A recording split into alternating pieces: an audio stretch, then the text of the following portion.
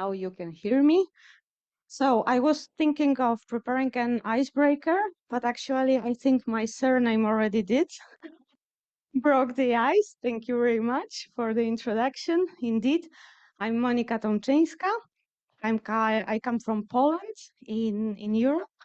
And well, as you know, I work at the EUIPO. We are in Spain, in Alicante. And I'm the leader of a team, interdisciplinary team. My team deals with trademarks, designs, oppositions also. I also deal with certification and collective marks, which were mentioned earlier by colleagues of the other offices. Today, I will present the topic of designs and how we adapt to the new technologies, digital innovation. Okay, I see that the presentation is there. Let me try. Okay, good. It's moving. Perfect. Okay, so this is the agenda for this afternoon for my presentation. So I will talk about the industrial designs. I will again briefly discuss the topic of the European Union, EUIPO, but my colleague Christina already introduced it to you. So I will talk basically about the designs in the European Union and the options you have to protect designs, for example, in the European Union. And then we will talk about the adaptation to the system. Okay, so without further ado, I will talk about industrial designs. So, well, what is an industrial design? Well, it's an appearance of whole of part of a product which is new and has individual character. We all know this definition.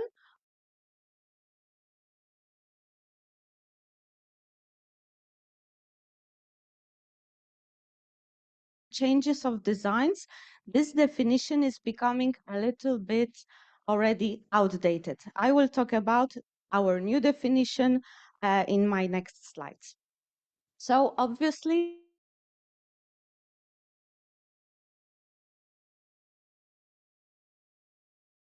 ideas are also not protectable.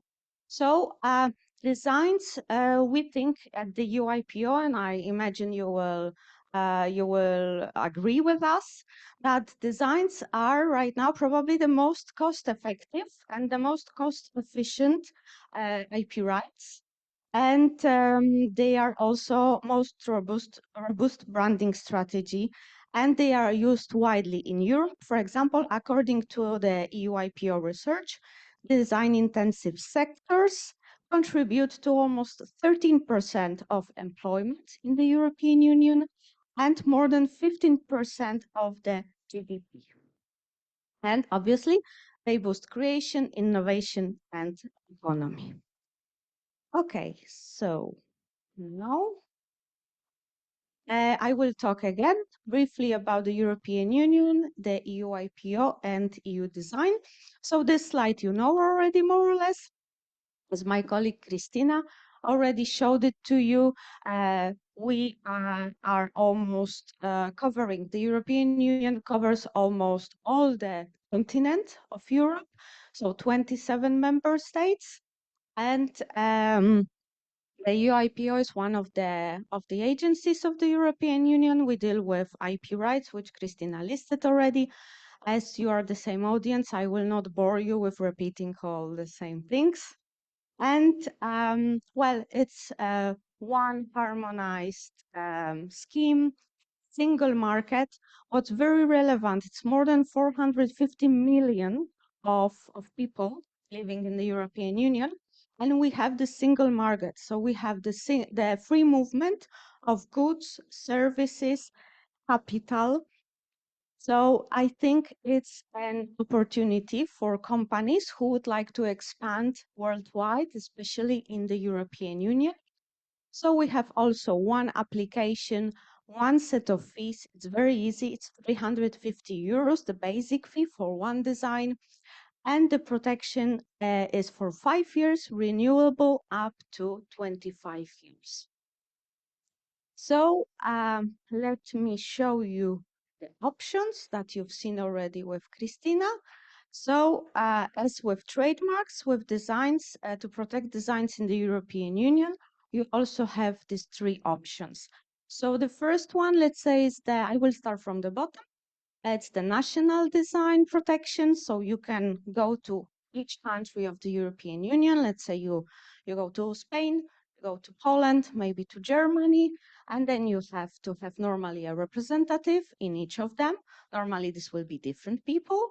So you will have to pay all of them. You will have to pay different fees. And as Christina was saying, the same with trademarks.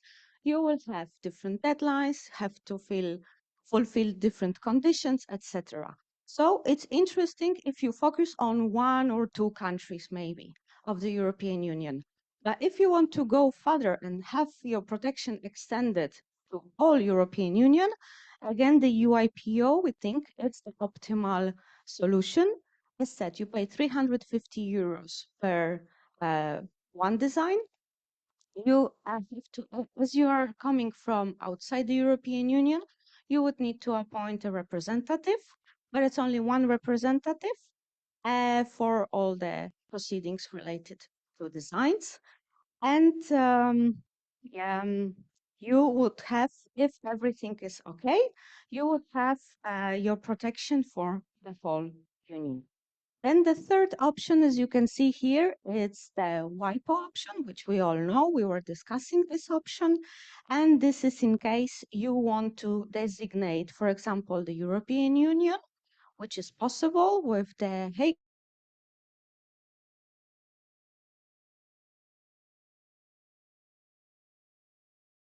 With WIPO, you have, well, in our case, we cannot be functioning as transmitting office, the EUIPO. So you would have to file your application with WIPO, and you will have broad protection if you want to expand more than in the European Union. So this is the territorial aspect of design protection.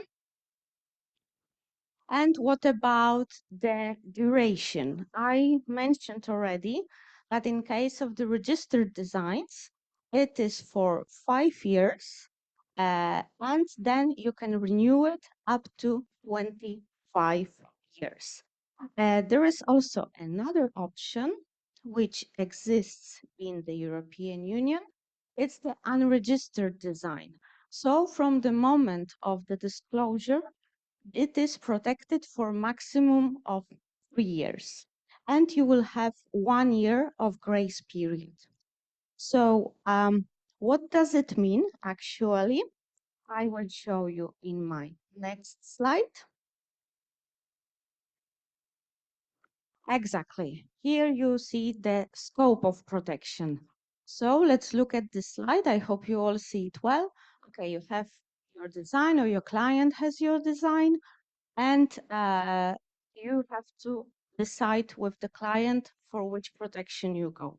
So if you go from unregistered design, you have to disclose it, which is basically in the, it has to be disclosed in the course, let's say, of trade. So this will mean that the informed users then uh, they are aware of the existence of the design. So what will, if in case you, for example, discuss it with someone under a confidentiality agreement, this will not constitute, in our view, a disclosure of a design. This is not the option. So once it's disclosed, for example, by exhibition or putting it in the market, placing it in a fair, maybe trade fair, then the protection is for 3 years. There is a 1 year grace period, or if you decide to register the design, then you can go for this option, just arrow there, stating that it is possible to register the design. So what's the positive thing about unregistered design is that it's for free. What's negative? It's quite difficult. We've seen from our experience, it's quite difficult to prove the ownership and to enforce. Very important. It's an act of innovation, creativity. It's very important to protect it. And the unregistered designs only protected against the exact copies. What's the issue? What's the difference with the registered design? Well, as I was saying, it cost 350 euros. And again, my apologies, I did not prepare myself well. As Christina was saying, we did not convert it to your currencies, but I think it should be easy.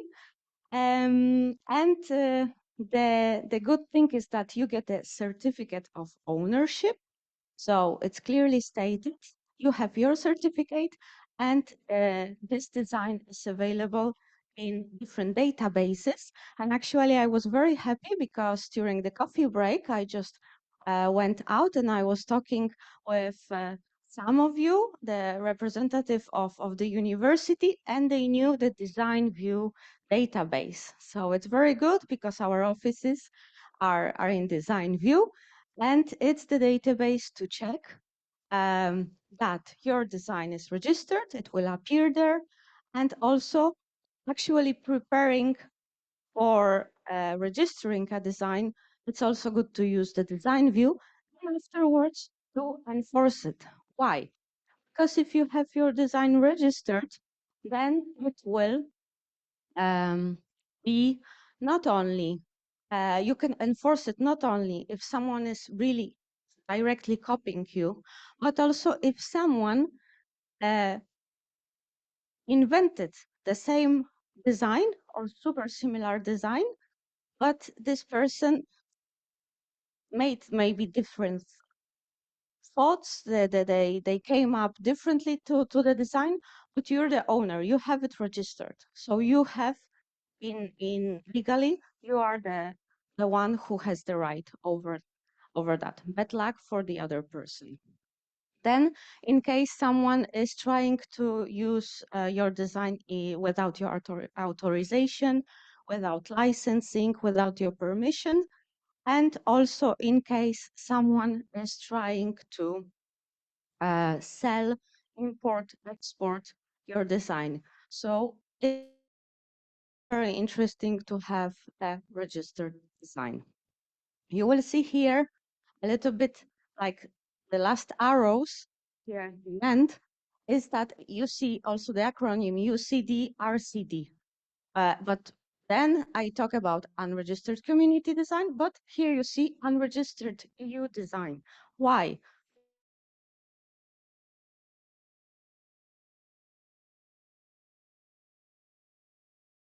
Union after 20 years, because we started in 2003, the registration of the designs, and we had to adapt to the changes. So one of the adaptations, I will talk about it later, is that we no longer, even though you will see sometimes maybe on the internet or somewhere, you see the unregistered community design. Now it's called unregistered EU design, and RCD, registered community design, has become registered EU. And one last thing I would like to mention is that how to take a decision. The decision normally of either going for unregistered design or registered design will depend on your business, maybe on the funds you have, how much money you can spend on protection, but actually spending money on protection of your creativity and on your rights, it's well invested money. And also sometimes it will depend on the market sector. Sometimes we see that, for example, in fashion sector, we do not get so many designs maybe because the fashion is a quick fashion. But on the other side, some fashion may be relevant if you think your design can become breaking or iconic, probably it would be good to register that. So it also depends on the markets, reality on the sector, and so on. Okay, so how to file the EUIPO? So there are two options basically. So either you can do it by post, but coming from Philippines, I would strongly advise you to use the first option to do it via e-filing because it provides accuracy both to you, to the office. There will be no mistakes, no delays, for example. So that would be better probably. And also we have different filing forms and there are two options. One is called fast track.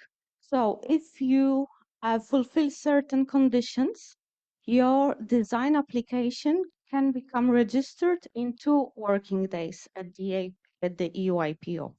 So what would that be? Obviously, it would be to use the online form, then to use the design class, which is another tool that we have. I was talking about the design view, where you can see the designs registered at the EUIPO and in different national offices worldwide, but also design view, design class. Design class, it's based on the Locarno classification, and it's when you can choose the most convenient product indication. So then you would have to fill in all the details online and also pay upfront. And if you fulfill all these conditions and there is no deficiency, then such fast track application can be registered within 2 working days. Regarding regular track, it's normally 10 working days, up to 10 working days. So the decisions to make while filing with the EUIPO, single or multiple application. Single application, it's one design. Multiple application, before the reform, it was, you could fill an application, fill in for as many designs as you wanted, but there was a condition. There was a unity of class condition. So imagine that, for example, you have an interior here of this room. You wanted to register that, no? And okay, here we see as one design the room, but as another design, we see, for example, this chair. There is no unity of class. Then you will get a deficiency. It will take longer to examine. Probably you will have to divide the application and pay more money. So with the legal reform, now there is a limit up to 50 designs in one application, but the requirement of unity of class has been abolished. So whatever is here, you could have it in one application. Another thing to decide either is the filing date. Let's say you file today, you get the filing date of today, but maybe you have priority.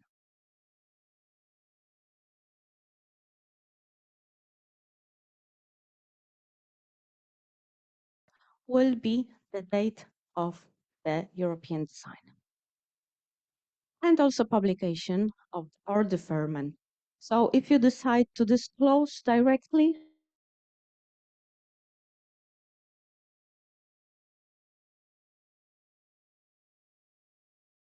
free of charge and available to everyone.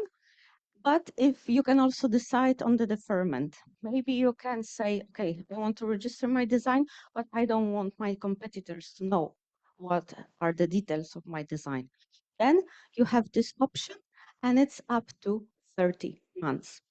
And the last thing I would like also to mention is that remember that you need a professional representative who's acknowledged by the European Union, and you can find the list of such representatives on our website. So what do we examine? Here you see this different list. Okay, so what we examine is obviously if the data, we have all the data of the applicant, if the fees have been paid, if the quality of the views is good, if you provided product indication, if the views are consistent, because sometimes it happens, especially with shoes, maybe the views are not exactly consistent, but these are the formalities check. What we check as substance, we check if the design complies with the design definition, and also if it's not contrary to public policy and morality. I've seen that in the Indonesian office, you also have health. So this is like a small difference that we have in the substantial examination. Okay, so that was the part in general about the protection in the European Union. Do you have any questions right now? No, no questions. I was clear enough. Well, that's good. In any case, if you have any questions afterwards, you can always approach me and ask me any questions you want. So now, the second part of my presentation, how the European Union is adapting to the digital innovation. Well, as I mentioned already, we adapt, we also improve our systems. Obviously, we promote. So, what is the adaptation? Art, you can see it here, more or less, with light. It's the legal reform. So, as I was saying, the European Union, after 20 years, decided to improve, to change our legal act. So what was the aim? Actually, we did a consultation with some of our stakeholders, asking them what you need, how we can improve, what are your concerns? And based on all these consultations, we decided, well, the European Commission and the EUIPO was involved, to improve the accessibility, efficiency, and affordability of the design protection. So basically, the aim was to modernize our regulation, which became a bit outdated, clarify some key aspects related to the EU design. So, for example, what can be protected? And what are the rights of the owners, and which could be also the limitations of the owners. Then we wanted to simplify the procedures, also to align a little bit with trademarks so that people don't get lost if they file for a trademark, or if they file for a design, to align a little bit everything. And also to streamline the fees. That would also involve harmonization, also with the member states, the 27 member states of the European Union. And there was the aim of harmonization of the protection of regime of spare parts. I will not talk about this right now because it's not really so related to the digital innovation. But in case you have any questions, I can reply to them, or you can check our website. So when we did the changes, it was in October 2024 when it was published, the amending regulation. So the first phase, we are currently in the first phase. It entered into force on the 1st of May 2025. And I will show you some most relevant changes in my next slides. Then July next year, there will be the second phase when we will get the implementing and delegated regulations with some more details. So the basic regulation is like more general, and then we will get some further guidance. And also there will be some decisions of our executive director of the EUIPO on some more technical things which are maybe not covered in the regulations, and or the regulations say that it's the discretion of the executive director to decide on them. And then as this is for the EUIPO, but also as I was saying, we want to harmonize with the member states. So there is a directive and they will have to transpose this directive to the national laws, but they have until December 2027. So now, the most important changes which are related to the digital transformation. So terminology first. I was telling you in one of my previous slides that there was unregistered community design and registered community design. The registered one becomes now the European Union, registered European Union design. And also there are mentions about the office in the old regulation. What's the office? There is a Philippines office, there is a Malaysian office, there is Indonesian office, so we are not the only office. So now in the regulation, this says directly the EUIPO. And there are some other changes.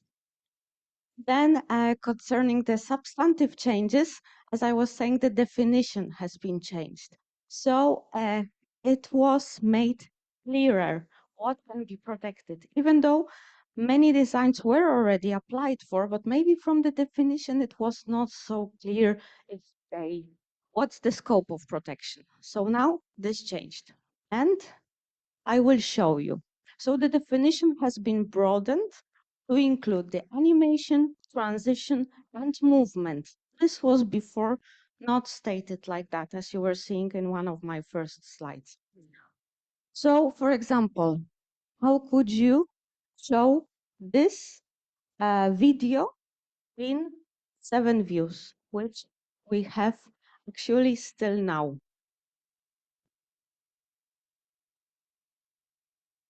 Until now, well, more or less, maybe you can show it in 7, but with this, that would be quite difficult. So that was before 7 views. Well, you could provide more views, but 7, the first 7 were protected. Now, with the first phase of the legal reform, you can already provide the video, but the office will still extract 7 views, which will be protected. With the second phase of the reform, then these videos will be already acceptable. So this is quite a big change, especially bearing in mind that we have new formats. Many are videos like this one. This is just an example I provide you here with the reference. Okay, then the product definition. Basically, as I was saying, we were already more or less accepting everything, but now in the regulation, the definition states directly that also non-physical designs are protected. So, for example, examples are added like geographical user interfaces, items intended to form interior exterior environment, sets of articles. So, for example, here you can see this is already registered design, which is was with the old product indication, it was set as get up, but now things like this are already part of the regulation. They are listed in the regulation. So this is also a relevant change. And also we noted designs now, they can be virtual, they can be physical, they can appear and disappear. Like, for example, if they depend on light or on a device. So they are maybe in metaverse, or they can be in both, in real and world and virtual. So all this, the regulation is involving now. And the object of protection is right now defined by the features of appearance which are shown visibly in the application for registration. But as I was saying, they do not have to really last. They have to be visible in the application. So now, as Christina was trying to engage you a little bit, let me try also maybe to wake up after digesting our lunch. So, what do you think? Is this registerable? It's a virtual car. Just nodding. Yes? No? Yes, I heard a yes. Good.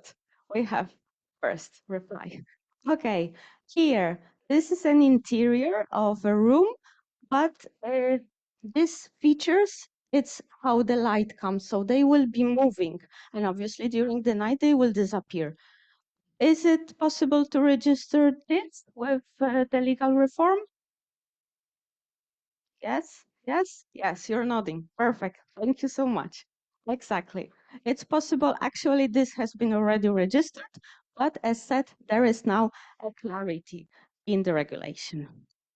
And the last one, it's a virtual keyboard which will disappear when this device disappears.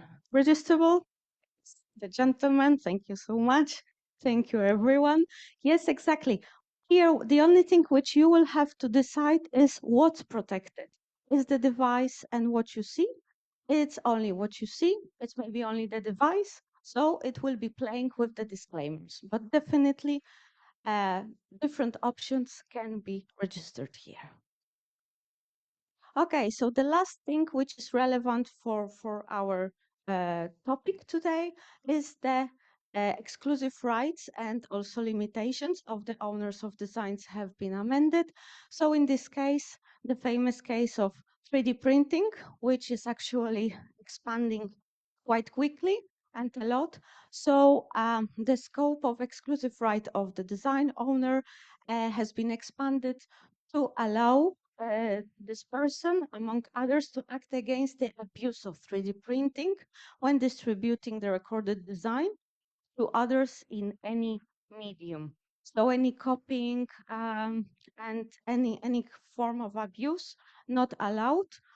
It's already stated in the regulation that the owner has the right to stop. So this is quite relevant. And if you want to find some more information about the design legal reform, this is we have a hub in our website. So the office is already informing the users of all the changes. Also, in case the presentation is distributed, then this slide has a link, so you can just click and this site will open. And then what more do we do as the office? We are adapting. So obviously our guidelines for designs are being redrafted to implement all the changes from the regulation. So here you have also where you can find them in the website and where are the design guidelines. So stay tuned, they are updated regularly, especially when there are changes in the regulation in the phases. Then we are adapting our systems. As I was saying, now the video formats are being allowed and we are adapting the changes. We are adapting our website, our internal tools, and also there will be a decision from our executive director. And finally, we are also adapting the tools which are available to the public. So as I was saying, the design view, which you can all check, it's free of charge, available. Different designs from different offices are there.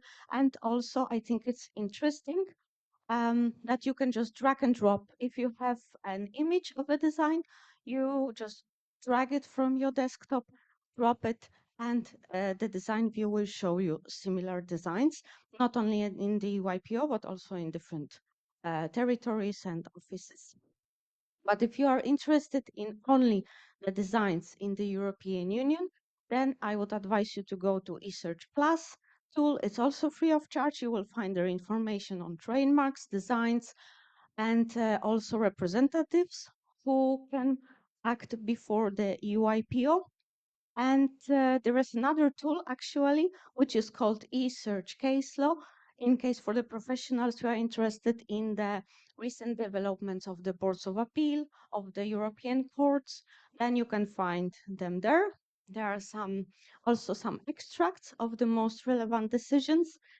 And there is also a database of IP enforcement. So please check our website. You will get plenty of information there. And then the promotion, well, we do many webinars, courses, and visits like this one, so that you can always discuss with us and ask us questions. Concerning the webinars, they are Tuesday webinars normally. You can enroll, they are free of charge, or you can check them also afterwards. They're available on our website. And regarding the courses, here is our learning corner on our website. As you can see, we have plenty of materials like the live webinars I was saying, and also the Academy Learning Portal with some case law bites, some topics not only about trademarks, designs, and geographical indications. There are also very interesting topics about copyright, sustainability, many topics related to IP. So I also would like to mention concerning promotion that we are really involved in the innovation, and we have as office the Design Europa Awards. The last one, the 6th edition, took place just recently, last week. And this is, you can see here the photo of the lifetime achievements. There are different categories: lifetime achievements, of SMEs, of young entrepreneurs, and big companies. So I also invite you to check our website to see what designs are getting these awards, so that we want to encourage the excellence and that people are really applying and getting recognition for their work. So also, last but not least, you can follow us on social media. And I think if there are questions, maybe if not now, then afterwards we will have some time. But if someone wants to ask any question, please feel free. Someone, no one, maybe later. So that was all from my side. Thank you very much.